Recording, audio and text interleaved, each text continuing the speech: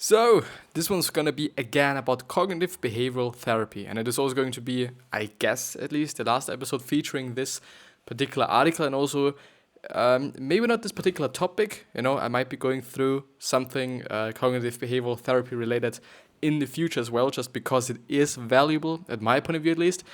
But yeah, let's see you after the intro.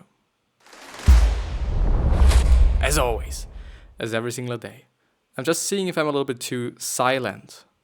And I do wonder why it is maybe the case. But everything should be fine, actually. Everything should be fine. Maybe I'm even way too loud, just the other 300 times. It could also be the case. But yeah, with this being said, hello, welcome back to the next episode of the Self-Development with Tactics podcast. And I'm really pumped. I'm really pumped to be here. I'm really pumped to record this episode. I've actually didn't record an episode yesterday, so an additional one, so that I'm able to record something today, because this is something that I'm willing to do every single day. I'm not really willing to not record on one day, just because it is something that I like to do. But this shouldn't be the topic of the video. But before I actually go ahead with this amazing article from the simplypsychology.org, I guess, website, I just have to point out that this particular episode is also available as an audio-only version, which means that you can just listen to it, which means that it is a way more effective way for you to go into the description and check out the podcast link where you can then just listen to this video, basically, which is way more efficient because you can do something simultaneously. Of course, you could also be doing something simultaneously when you're watching this video, but it is something different if you're actually listening to it. You could be jogging, you could be riding your horse, actually, if you're horse riding. You could be doing so many things, and at my point of view, at least, it is a way, way, way more efficient way, not only for your time, but also for your mobile data to consume this particular episode, because the video is going to be way bigger than the audio is. Normally the audio is something like 70 megabyte or something, and the video is going to be, if you download it, because YouTube is actually kind of compressing it a little bit. My raw data is somehow 4 gigabyte, 3 gigabyte, 2 gigabyte, something in that space or in that area. And if I'm then downloading the video again from YouTube, then it's going to be like, 400 megabyte or something. So they actually significantly compress the data that I'm uploading, which is actually pretty fine for all those people that are watching YouTube on their mobile phone or on their mobile data. But yeah, what we're going through today is actually the three, I don't know what to say, pillars, but three concepts maybe. The three concepts of Beck's strategy. What is this now? Abnormal psychology. No, this is not what I want to go through. But we are going through, so the last time we went through Albert Ellis and his REBT, which is Rational Emotive Behavioral Therapy or Behavior Therapy.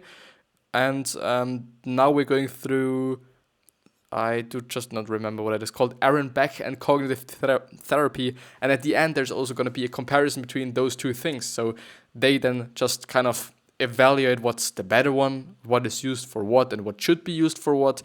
And it's going to be pretty interesting, And therefore, we're going to start with the cognitive triad. Because, as we have learned yesterday, the cognitive triad, negative self-schemes or schemes, and the last one is errors and logic, which are faulty information processing, are the three kind of pillars or main content of Aaron Beck's cognitive therapy. Therefore, the cognitive triad. The cognitive triad are three forms of negative. For example, helpless and critical thinking that are typical of individuals with depression. Namely, negative thoughts about the self, the world, and the future. So the three, because it's triads, the three, again, pillars or contents of the cognitive triad is, first of all, the negative view of oneself, then the negative view of the future, and the negative view of the world. Those three things. These thoughts tended to be automatic in depressed people as they occurred spontaneously. Something to point out now, and I do not know if they are going to talk about it later on, or if it is something that's coming up pretty soon. But Aaron Beck's cognitive therapy is heavily related to, or it should be used for depressed people, and or it somehow describes depressed people. It is not really for people that are not depressed, I guess, but they're going to talk about it in the article as well. So I do not remember that much. I've actually read the article to just somehow ensure that my reading is a little bit better, and also to kind of gather some thoughts that I just then have and that I can talk about then. But definitely, negative self-talk, or the negative view of the self, which is basically negative self-talk in some way, then the negative view of the future, which means, for me at least, being pessimistic and not really being optimistic. And the third thing is having or seeing your surroundings as something negative. And there is going to be some examples as well, right there actually, as these three components interact, they interfere with normal cognitive processing, leading to impairments in perception, memory, and problem solving, with the person becoming obsessed with negative thoughts. I'm sorry. But it would bother me. So, and there's now a little bit of it's a picture or some sort of an infographic. It's a picture, If you're having negative self-talk, or if you're just viewing yourself as something negative, some sort of, then an example would, for example, be, I'm ugly, or I'm worthless, or I'm a failure.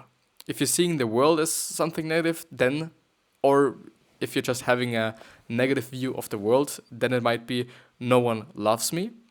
And for the future, it might be, I'm hopeless because things will always be this way. And I do just have to say that these things that they're talking about there, those examples especially, those are really, really correlated to cognitive distortions. And cognitive distortions is something that we're going to talk about later. So it is also in this article. But everything he's talking about, so everything in the Aaron Beck's cognitive therapy methods and whatnot, they're really correlated to each other. And it's something really interesting to see, because maybe you've seen one of those concepts before, but somehow extracted from all the others. And now it is pretty interesting to see that there is kind of a big picture, or some kind of a bigger picture. The next thing is, so this is actually it with the triad. And something that I've seen, especially with this scheme, there is a scheme where you're having negative, so I'm going to explain it for the podcast listeners because they can't see it, obviously. On the very top, you're having negative view of the self. Then on the right hand side, you're having negative view of the future. And then on the left hand side, you're having negative view of the world. So it's like a triad. You could also look it up. The link to this particular article is down in the show notes and also in the description if you're on YouTube.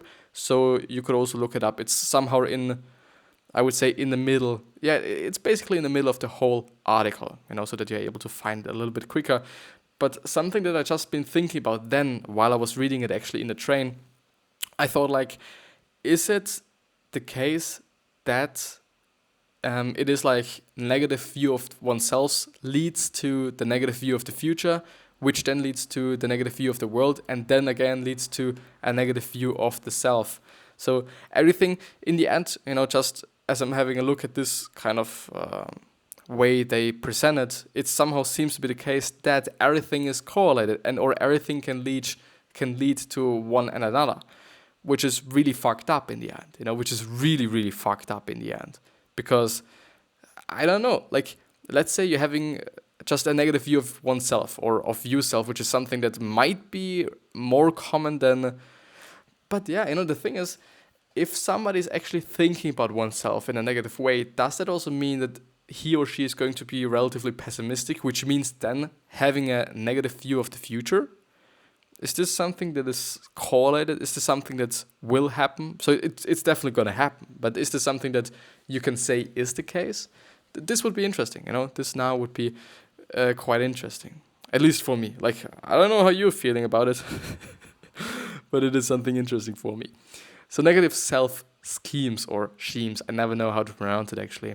Beck believed that depression-prone individuals develop a negative self-scheme. They possess a set of beliefs and expectations about themselves that are essentially negative and pessimistic. Beck claimed that negative schemes may have acquired in childhood as a result of traumatic events. Experiences that might contribute to negative schemes include death of a parent or sibling, parental rejection, criticism, overprotection, neglect, or even abuse. bullying at school, or exclusion from peer group. People with negative self-schemes become prone to making logical errors in their thinking, and they tend to focus selectively on certain aspects of a situation while ignoring equally relevant information, which is actually something that we are now going through, part of one cognitive distortion, which is really interesting, which again somehow points out or emphasizes the fact that all those things are somehow related or correlated, whatever. Really interesting. But I gotta have to say, like, I don't know, but death of a parent or sibling, being rejected, or criticism or overprotection, those things, and also bullying, those things are really often gonna be the case. It's often gonna happen to some children, unfortunately, or maybe fortunately, even, because I don't know. Like, of course, you can then just have depression, which is something that's really fucked up. If your mind's telling you some shit which is not true, this is really fucked. Because this is also then gonna just change your reality, basically. This is going to change how you perceive the world and how you're gonna see the world, which is really fucked up, because you can do something against it. And they have also shown that cognitive behavioral therapy is good in just 80% of the time, I guess, if I remember that correctly. But it's still fucked up. Like, it's still really shitty, to have depression, because treating something that's physical is, at my point of view, way easier than treating something, unless it's something like cancer. Like, it's difficult. It might be actually the same level. Like, curing something that's physical and curing something that's mental. I guess it is actually on the same level.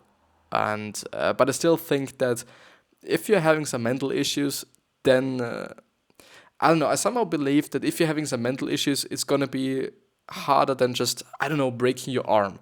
Breaking your arm is, of course, just gonna be shit, but you actually do not have to do anything, to just let it cure. You actually just have to hold it steady, and you shouldn't just move it and whatnot, and you shouldn't kind of, I don't know, hurt yourself again at this particular just area again and whatnot. So you know what I mean.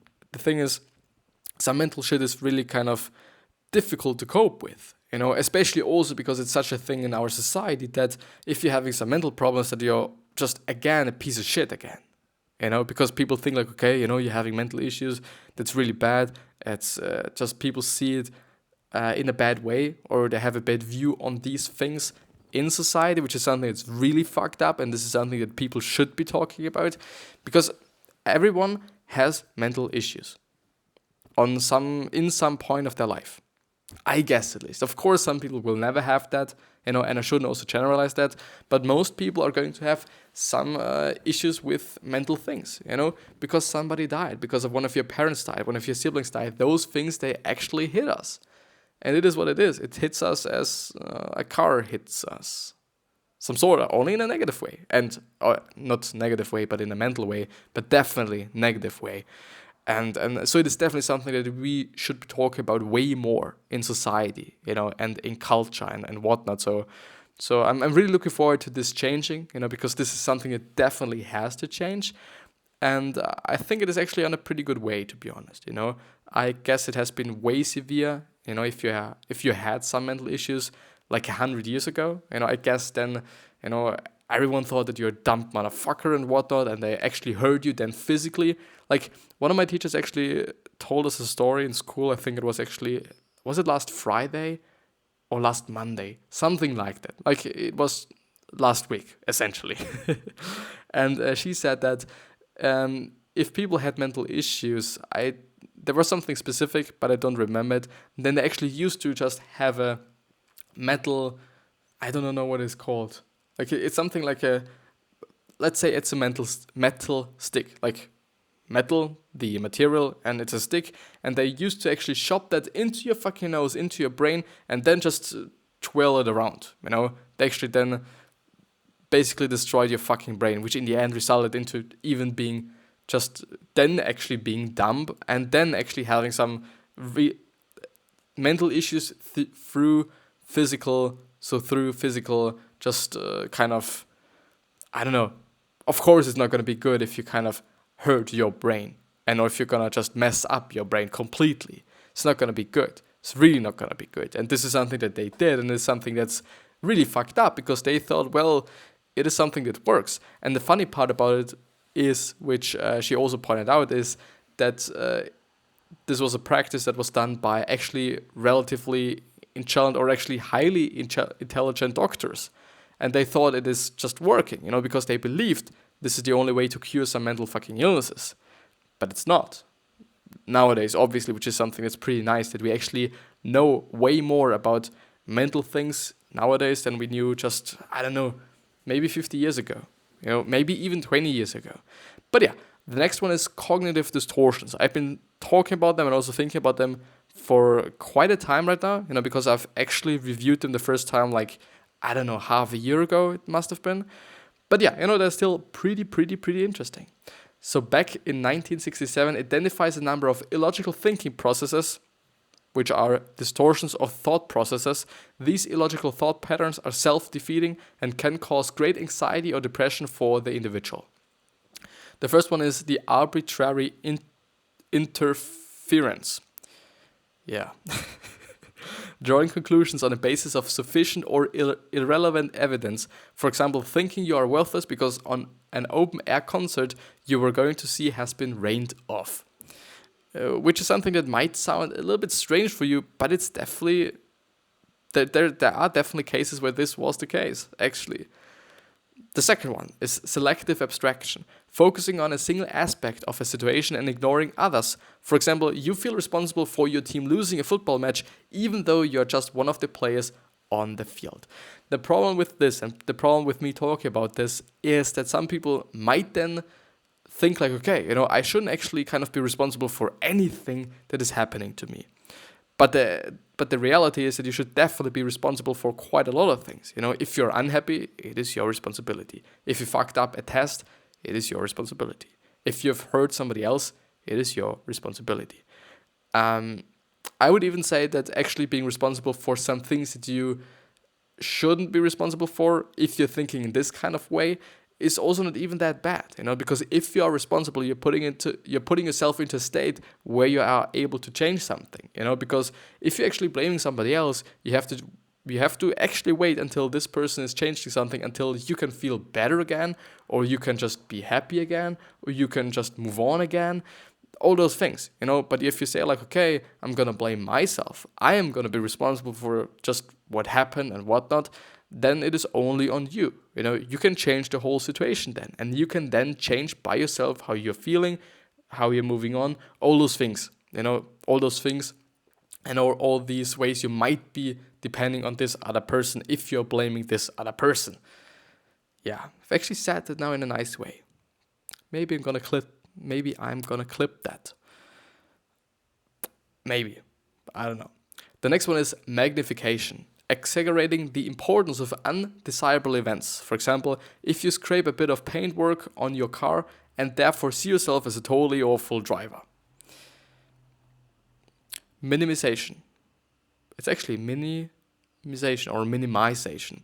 Underplaying the significance of an event. For example, you get praised by your teachers for an excellent terms work, but you see this as a trivial.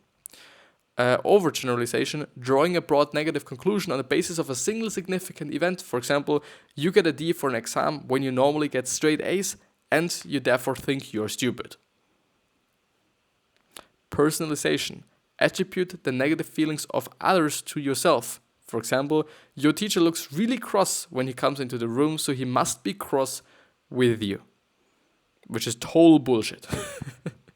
But it actually is the case that some people think that way. And you might even be thinking in that way sometimes as well. Which is not that bad if it's only sometimes. Of course you can change that. And one of the ways to change it is actually knowing it. Which is a pretty cool thing. And which is also one of the reasons why I'm talking about these things. Because I have seen that once you understand something and once you know something, then this is actually the first step to changing it. And this is the first step to curing yourself and helping yourself and whatnot. The next one is critical evaluation.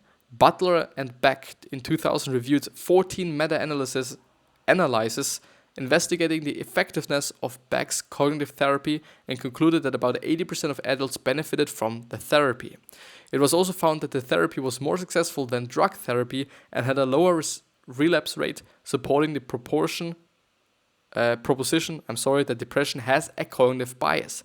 This suggests that knowledge of the cognitive explanation can improve the quality of people's lives, which is actually what I just said, isn't it? So this suggests that that knowledge of the cognitive explanation, can improve the quality of people's lives.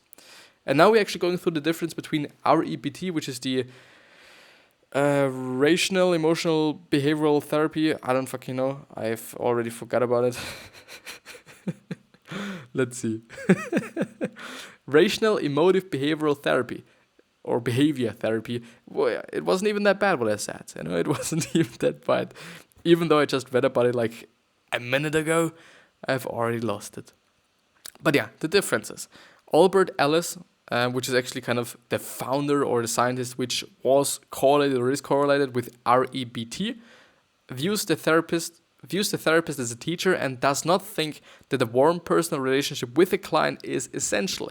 In contrast, Beck stresses the quality of the therapeutic relationship. So Beck thinks that you actually should have a warm and maybe even personal relationship with your clients. rebt is often highly directive, persuasive, and confrontive. Beck places more emphasis on the client discovering misconceptions for themselves, which is actually also something that I believe in. I believe that the client should see it themselves, because if you tell them, the thing is, you could also tell them, and through you telling them, they just see it themselves. This is also a way it could be working. But the thing is, and the problem that I'm having with actually kind of pursuing them, and or being persuasive, is that that I believe, that intrinsic motivation is actually kind of the purest and best form of motivation there is. Because if you truly yourself want to change something, then you're also probably gonna change it. But if somebody else tells you, okay, you should be changing that, and you actually do not want to change it, then you also are not going to change it. Maybe this is also one of the problems people might be having with other people that are overweight, actually, and people are telling them, okay, you have to change, because it is really unhealthy, because you're gonna die when you're 30 years old, and all those things. But if this overweight person isn't willing to change him or herself, then you can talk whatever you want. Basically, unless you're actually able to create some intrinsic change in this person through your extrinsic sayings or work, which means that if you're saying them, or if you're telling them, okay, you're gonna die when you're 30, that this changes something in them internally, which then leads to the change. But nothing extrinsic is going to kind of change something. At least this is what I've seen and read and whatnot. But yeah, the last point is, rebt uses different methods depending on the personality of the client. In Beck's cognitive therapy, the method is based upon the particular disorder, which both sounds actually pretty good, because the personality of the client definitely matters, but the disorder, well, the thing is, I think it should actually be some kind of I would actually go for the personality thing, because particular disorders might be treated the same way, but it doesn't mean that it's going to be as effective for one person as it is for another person, just because we are all different, and we are all individuals, and we all work differently. Strengths of CBT, which is now cognitive behavioral therapy. The first point, or whatever. Model has great appeal because it focuses on human thought. Human cognitive abilities has been responsible for our many accomplishments so may also be responsible for our problems. It is definitely, I think.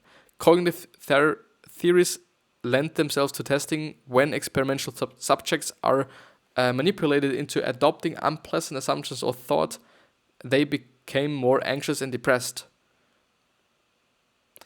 The third one is many people with psychological disorders, particularly depressive, anxiety, and sexual disorders, have been found to display maladaptive assumptions and thoughts. What does maladaptive mean? Not adjusting adequately or appropriately to the environment or situation. Maladaptive coping strategies such as increasing consumption of alcohol. And the fourth one is, which is also the last one, cognitive therapy has been very effective for treating depression, as Holland and Beck in 1994 says. I think it might be a study or paper, and moderately effective for anxiety problems. Beck in 1993. The limitations of CBT. The first one is the precise role of cognitive processes is yet to be determined. It is not clear whether faulty cognitions are a cause of the psychopathology or a consequence of it. I'm going to read it again, since I haven't read it that nice. The precise role of cognitive processes is yet to be determined. It is not clear whether faulty cognitions are a cause of the psychopathology or a consequence of it. Levinson in 1981 studied a group of participants before any of them became depressed and found that those who later became depressed were no more likely to have negative thoughts than those who did not develop depression. This suggests that hopeless and negative thinking may be the result of depression rather than the cause of it. The second thing is, the cognitive model is narrow in scope. Thinking is just one part of human functioning. Broader issues need to be addressed. And the third and last one, ethical issues. RET is a directive therapy aimed at changing cognitions, sometimes quite forcefully. For some, this may be considered an unethical approach. But I guess if it helps... Well, okay, I think this is actually not a good argument. I think this is actually a pretty bad argument, to be honest. Like, if it helps, let's do it if it helps. It's actually a really fucking bad argument. I'm very sorry. Or fucking bad point, I'm sorry. Should we actually go through... Nah, I think this is actually going to be the end of the episode. Since we've actually managed to go through this one fully and without actually stressing that much, which is also something that I'm having an eye on, that I'm going through everything like a little bit on ease, not stressing through the whole thing and trying to manage going through the whole thing in one run and whatnot.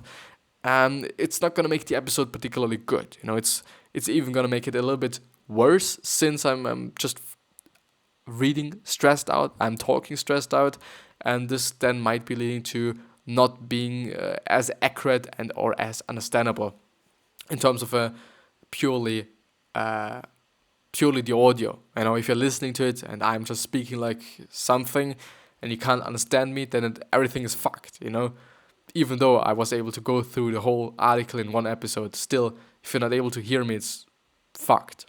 But yeah.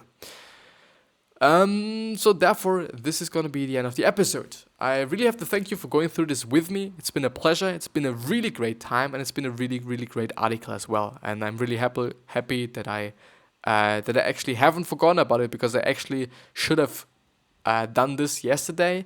But yesterday I've somehow forgotten about it because of some reasons. I don't fucking know. I guess at least.